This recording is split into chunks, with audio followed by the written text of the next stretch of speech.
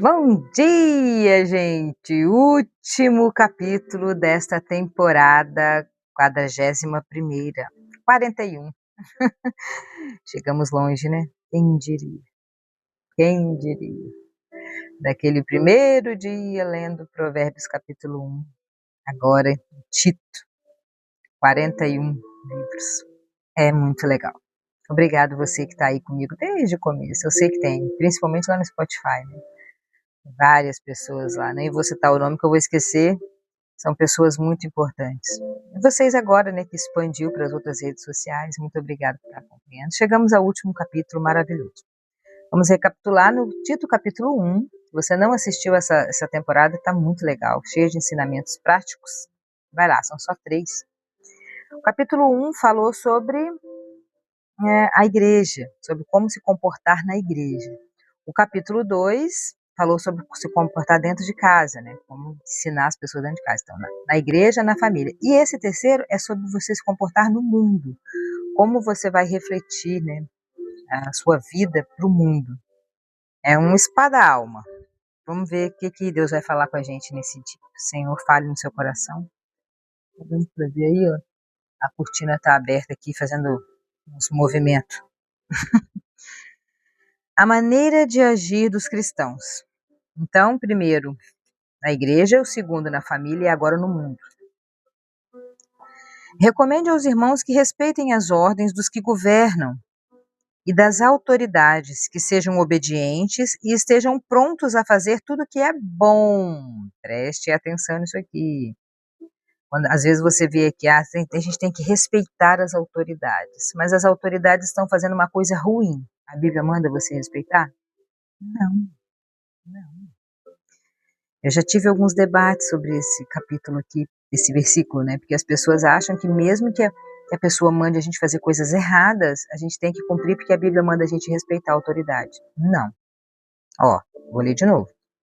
Recomende aos irmãos que respeitem as ordens dos que governam e as autoridades, que sejam obedientes e estejam prontos a fazer tudo o que é bom, tudo que é bom.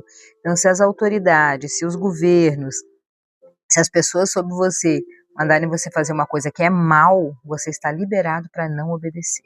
Não se sinta culpado, acuado a fazer uma coisa que você sabe que é ruim, porque você está achando que você tem que obedecer. Não. Você não vai estar embaixo de maldição, porque a Bíblia diz para você fazer o que as autoridades mandam de bom e não de ruim. Aconselhe que não falem mal de ninguém, mas que sejam calmos, pacíficos, e que tratem todos com educação. Difícil, né? Difícil. Ser calmo, passivo e tratar as pessoas com educação. A gente consegue. A gente consegue. Se você quiser, você consegue. Com a força que Deus te dá, com a graça do Senhor, você consegue. Se Paulo está falando para fazer, é porque dá. Porque dá.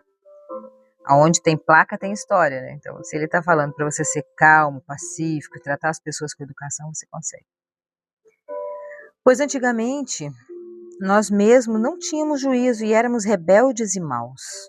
Éramos escravos das paixões e dos prazeres de todo tipo e passávamos a nossa vida no meio da malícia e da inveja, quando a gente não tem maturidade espiritual. Olha que palavra forte, maturidade espiritual. A gente fica aqui, ó, escravo das paixões, dos prazeres de todo tipo. E passamos a nossa vida no meio da malícia e da inveja. Mas quando a gente aceita Jesus, quando a gente tem maturidade espiritual, a gente não fica nesse meio, a gente sai dessa situação. Os outros tinham ódio de nós e nós tínhamos ódio deles. Porém, quando Deus, o nosso Salvador, mostrou a sua bondade e o seu amor por todos, Ele nos salvou porque teve compaixão de nós. E não porque nós tivéssemos feito alguma coisa boa. Ele nos salvou por meio do Espírito Santo. Glória a Deus. Que nos lavou, fazendo com que nascêssemos de novo e dando-nos uma nova vida. Deus derramou com a generosidade o seu Espírito Santo sobre nós, por meio de Jesus Cristo, o nosso Salvador. E fez isso para que, pela sua graça, nós sejamos aceitos por Deus e recebamos a vida eterna que esperamos. Esse ensinamento é verdadeiro. Deixa eu dar uma paradinha aqui. Quando ele fala que ele nos lavou, nos salvou, ele nos salvou por meio do Espírito Santo, que nos lavou, fazendo com que nascêssemos de novo. Essa palavra lavou, eu não vou recordar no grego, gente, não vou lembrar. Mas é uma palavrinha no grego que significa, que era usada naquela época. Eu percebo que vocês gostam muito dessas curiosidades aleatórias, assim. Nesse caso não é aleatório.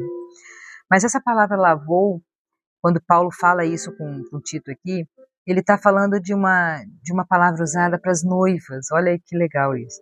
As noivas, elas eram lavadas, elas tomavam um banho, tirava toda a nhaca de vida solteira e elas eram preparadas para o noivo. Elas eram lavadas, né? Toda sujeira delas, toda coisa do passado, toda coisa que não combinava mais com uma vida de mulher casada, era tirada, era lavada, né?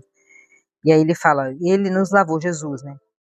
O Espírito Santo que nos lavou fazendo com que nascêssemos de novo, trazendo uma nova vida. E Deus derramou com generosidade o Espírito Santo sobre nós, por meio de Jesus Cristo, nosso Salvador. Então, quando você é lavada, a noiva era usada para noivas, né? Antes de se casar, elas eram todas lavadas, muito bem lavadas. E também quando você faz uma trilha, alguma coisa pesada, um trabalho sujo, que você se suja muito, daí eles usavam essa palavra no grego, de lavar, né? Eu esqueci o nome da palavra. Deixa eu ver se eu acho. Isso eu acho, porque daí ia ficar mais legal. Peraí. Como é que é o nome da palavra, gente? A palavra aqui, ó. Essa palavra grega é chamada de loutron. A lavagem, banho. Loutron é a palavra no grego. Olha que legal. Ó, naquela época, a palavra era usada para descrever o banho de uma noiva antes do casamento, ou o banho que se tomava após uma longa e suja jornada. Olha que bonito. Então, o que a gente pode trazer para nós? Né? Qual banho que a gente tem que tomar para ser renovado? Né? A misericórdia de Deus nos renova. Quando a gente é do mundo, quando a gente não tem a maturidade espiritual, quando a gente não tem Jesus no nosso coração, nós estamos sujos. Nós somos pesados, nós precisamos do loutron, não sei se é assim que fala. Está escrito ali, ó, loutron. É uma lavagem. E quando a gente recebe Deus, a misericórdia do Senhor, a gente recebe esse banho do Espírito Santo, essa limpeza, a gente fica puro, limpo. Então, se você ainda não recebeu o Espírito Santo na sua vida, você precisa de um loutron, de uma lavagem de misericórdia sobre você. É de graça, é só querer. Esse loutron é de graça. Porque quando a gente não tem o loutron, não participa do loutron, a gente é escravo das paixões, dos prazeres e de todo tipo de vida cheia de malícia e inveja. Os outros têm ódio da gente, a gente tem ódio deles. A gente vive num mundo muito sujo, num lugar muito sujo. E o loutron do Espírito Santo vem sobre nós com a sua misericórdia, com a sua graça. Nós reconhecemos que somos pecadores, precisamos de um Salvador e isso nos lava a alma. Porém, quando Deus, o nosso Salvador, mostrou a sua bondade e o seu amor por todos, ele nos salvou porque teve compaixão de nós e não porque tivéssemos feito alguma coisa boa. Ele nos salvou por meio do Espírito Santo que nos lavou, fazendo com que nascêssemos de novo, dando-nos uma nova vida. Glória a Deus. Deus derramou com generosidade o seu Espírito Santo sobre nós, por meio de Jesus Cristo, nosso Salvador, e fez isso para que, pela sua graça, nós sejamos aceitos por Deus e recebamos a vida eterna que esperamos. Esse ensinamento é verdadeiro. Quero que você, Tito, ensine essas coisas sobre esses assuntos, para que os que creem em Deus se interessem em usar o seu tempo fazendo o que é bom. Isso é bom e útil para todos. Então, ele ensina isso. Você tem que se lavar, você tem que participar loutron. Tem que participar do loutron. Você tem que receber o Espírito Santo para ele te limpar. Para que você venha se mostrar para o mundo uma pessoa limpa, uma pessoa íntegra, uma pessoa que recebeu a misericórdia do Senhor. Não porque você merece. Nós não merecemos nada, nós merecemos a morte. Todos pecaram e destituídos estão da glória de Deus. Está escrito em Romanos isso.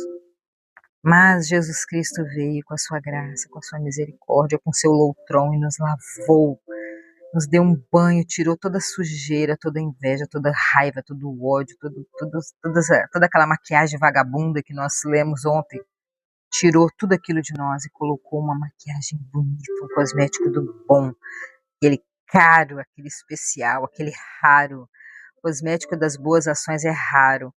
Isso que o Loutron faz com nós, isso que a lavagem do Espírito Santo, a misericórdia do Senhor sobre nós, a graça, o reconhecimento de que somos falhos, pecadores, imundos, mas que a graça do Espírito Santo vem sobre nós, nos lava no seu Loutron ali, nos passa pelo Loutron, e nós somos perdoados, nós refletimos a imagem de Jesus, isso é muito bom. Monte de cachorro, não sei se vocês estão ouvindo.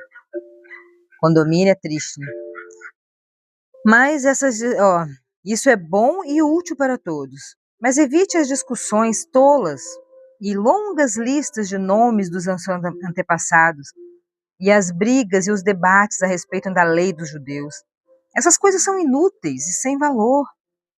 Se uma pessoa causa divisões entre os irmãos na fé, aconselhe essa pessoa uma ou duas vezes, mas depois disso, não tenha nada mais a ver com ela. Vamos parar aqui um pouquinho.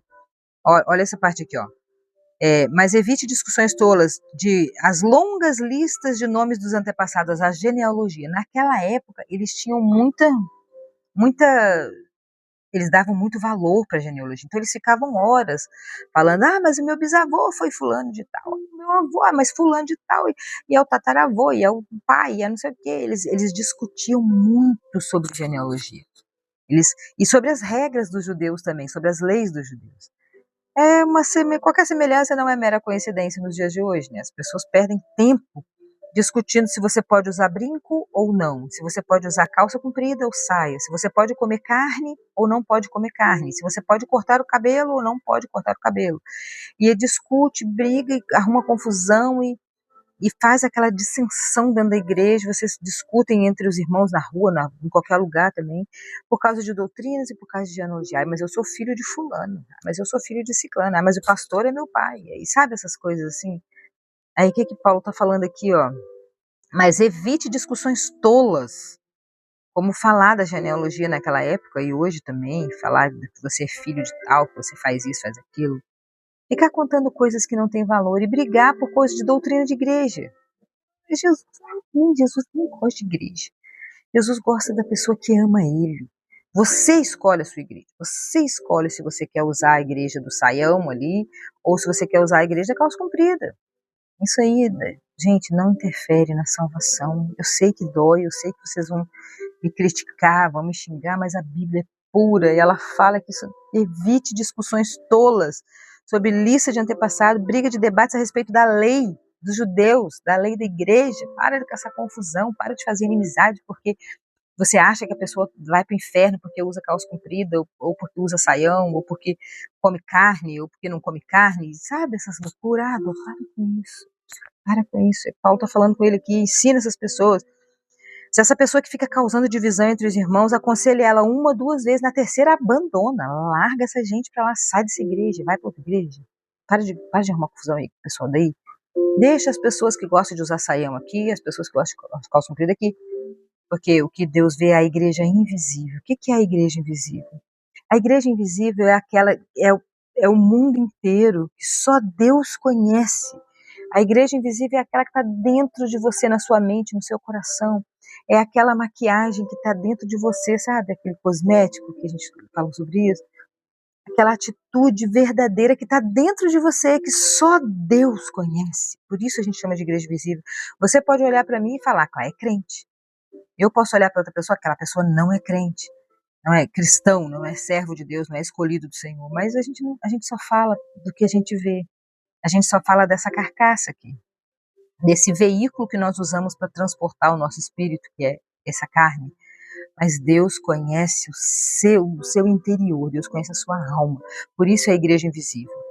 E você fica discutindo, nhenhenhenzinho. Não pode comer carne, não pode comer verdura, não pode usar calça comprida, não pode cortar o cabelo, não pode isso, não pode aquilo. E você não pode encher o saco dos outros. Isso é fato. Não pode encher o saco. Cuida da sua vida. Cuida da sua vida. Deixa a vida dos irmãos para lá. Cuida da sua vida. Se você acha que é pecado, faça do seu jeito. Cuide da sua vida. A salvação é individual. Já te falaram isso? É individual. Para de perturbar os pobres dos irmãozinhos que estão lá fazendo as coisinhas deles, lá obedecendo a regra da igreja deles. Você não sabe se eles são da igreja invisível ou não. Então para de encher o saco, deixa esse pessoal para lá, cuida da sua vida, cuida da sua família, que você vai para o céu. Você vai ser da igreja invisível se você fizer isso. E Paulo falou para ele uma, duas vezes, depois, não tenha mais nada a ver com essa pessoa. Pois você sabe que uma pessoa como esta abandonou completamente o evangelho. E os seus pecados provam que ela está errada. Essas pessoas que ficam futricando, elas arrumam confusão, as pessoas saem da presença de Deus, da igreja, ou da presença de Deus mesmo, por causa de gente que futrica o tempo todo, que incomoda. Então Paulo está falando, essas pessoas começam a abandonar completamente o evangelho, porque o evangelho é outra coisa. O evangelho é um coração puro, é uma pessoa que quer ajudar as outras, é uma pessoa que quer viver bem, que traz a paz e não a guerra. Isso é o evangelho. Jesus fazia isso. A gente tem que ser seguidor de Jesus, tudo que Jesus fez. É por isso que a gente lê os evangelhos, é por isso que a gente lê a Bíblia, para que a gente venha aprender mais como ser com Jesus. Não ficar preocupado com a roupa dos outros, nem com a comida dos outros. Quando eu lhe mandar o irmão Artemas, ou o irmão Tiquico, faça o possível para ir se encontrar comigo na cidade de Nicópolis, pois eu resolvi passar o inverno lá. Uma curiosidade muito legal. Nicópolis significa cidade feliz, eu acho, alguma coisa. Cidade alegre, cidade feliz. Nicópolis é uma cidade boa, é um nome bom. E ele fala que ele resolveu passar o inverno lá, numa cidade boa, num lugar feliz. Olha que legal isso aqui. Todo líder, toda pessoa que tem uma família, que precisa de liderar alguma coisa, ou a própria vida mesmo. Toda pessoa, todo ser humano precisa de ter um lugar feliz para passar o seu inverno. Precisa de ter um abraço de uma pessoa, precisa de ter um amigo, precisa de ter um lugar para passar o seu inverno, para passar os seus momentos de tristeza, sabe? Precisa de ter uma igreja, uma comunidade, pessoas que ajudem nesse momento de inverno. Aí Paulo fala, eu escolhi Nicópolis, a cidade alegre, a cidade feliz, para passar o meu inverno. Para passar os meus momentos de luta, de tristeza, de angústia, eu escolhi um lugar feliz. E você também escolha um lugar feliz para passar os seus problemas. Você escolha pessoas felizes, pessoas que vão te deixar leve, que vão facilitar esse processo de inverno, que vão colocar um solzinho no seu inverno, que vão trazer umas flores no seu inverno, que vão trazer uns frutos no seu inverno. Estou falando das estações.